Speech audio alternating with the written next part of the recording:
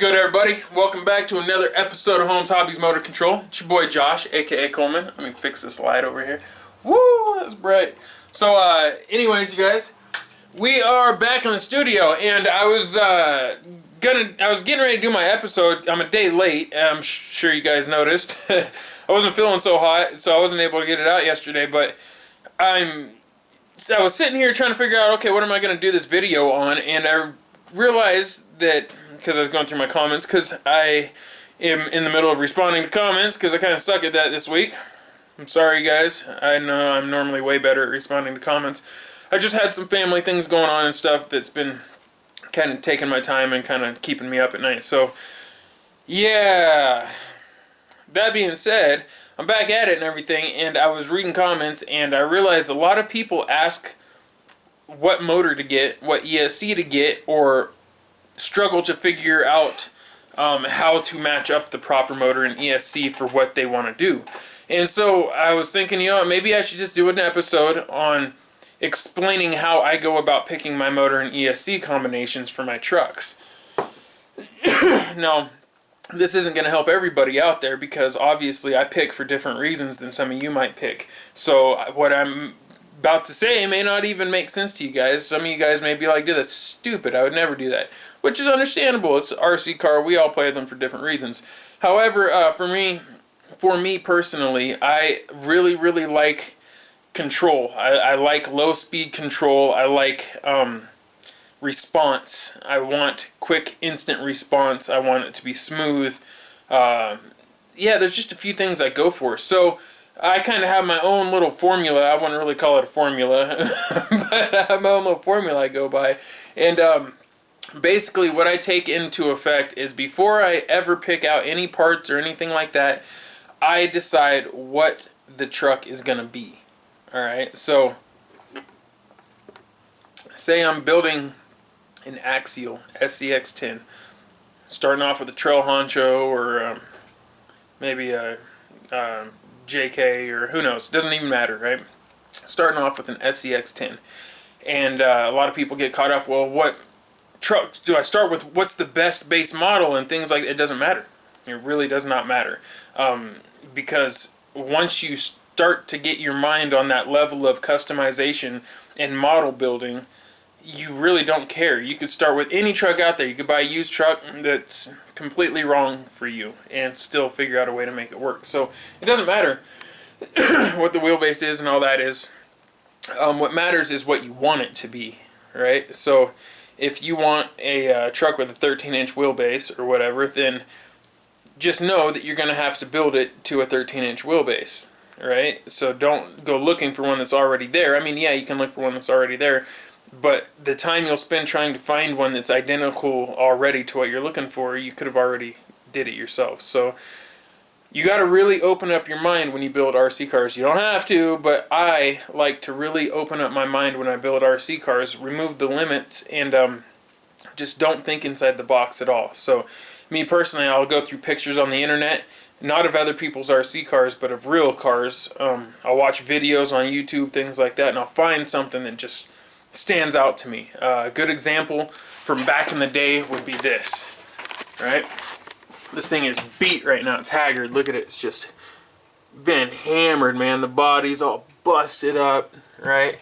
Look at the top up here.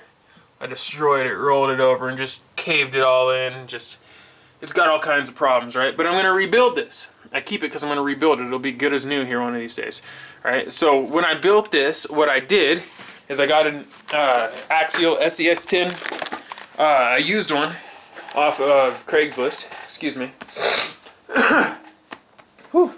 Off of Craigslist, and then I just decided, you know what, it was like a Jeep Cherokee, I think, and I bought it off a buddy that was selling on Craigslist, and I was like, alright, I'm going to find something on the internet, and I'm going to build this around that, right? So before anything, I just went and got the truck. I didn't care what it looked like, what wheelbase it was, what parts were on it, none of that. I just went and got it.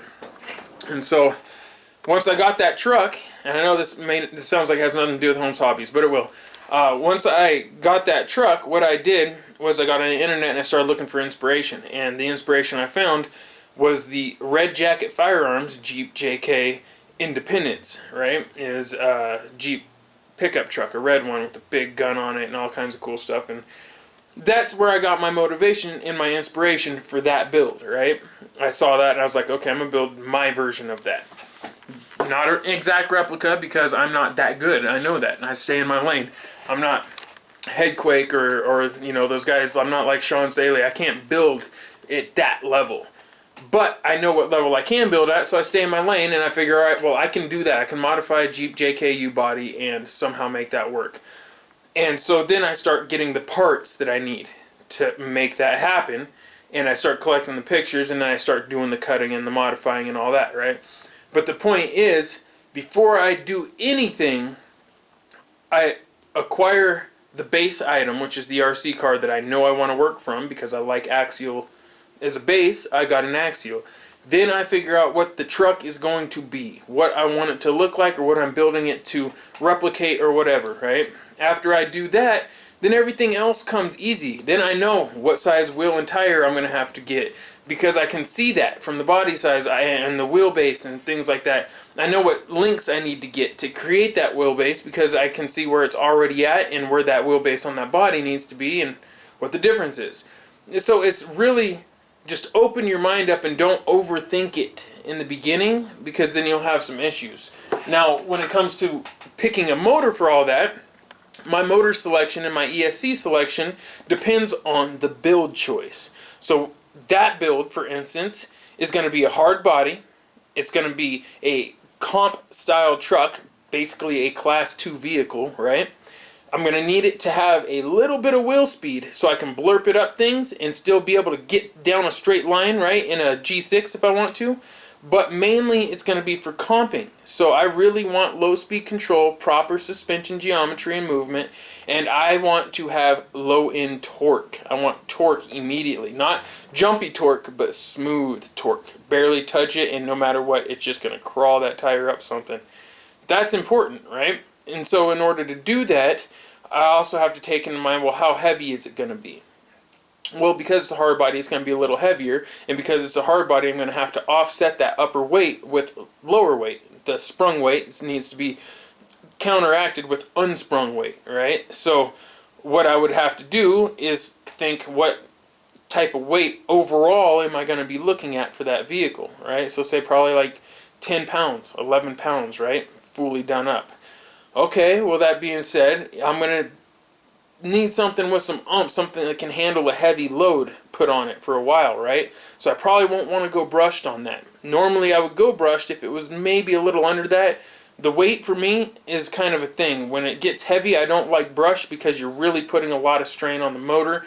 And if it's rebuildable and you're comping, then I understand going for a brushed motor. And if you're down to rebuild your motors, okay, I understand that because you will get such good precise out of a brushed, such good precise control out of a brushed motor. It's almost unmatchable. However, when you get into that much weight, you start having to think of other ways to get that smoothness, right, without putting such a heavy load on the motor. So then you start thinking gear reduction, right? You want to gear it down in different ways, and then you start thinking about RPM to make up for that gear reduction, right? So then I'm thinking brushless, all right, because then I can spin a higher RPM, still have a lot of low end torque, all right, and if I go censored, then it'll be smooth like a brushed setup.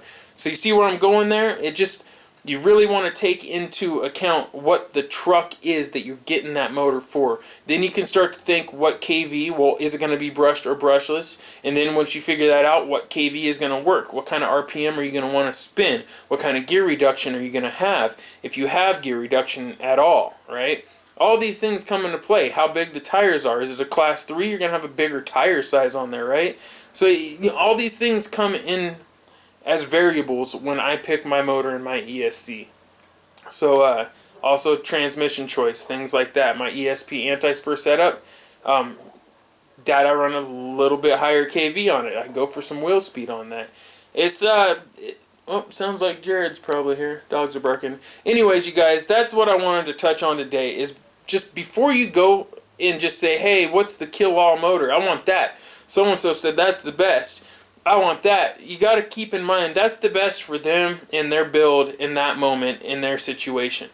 It may not be the best for you. It may be the exact same thing that is working for them, but it just might not work for you in your situation. So today's video is basically on keeping an open mind when you go to purchase these items, right? Because I know that a lot of you guys look at, well, you watch these videos and you see me show the product, and some of you guys are like, okay, so what's the best one then? What do I go for? Well, there really isn't a best one.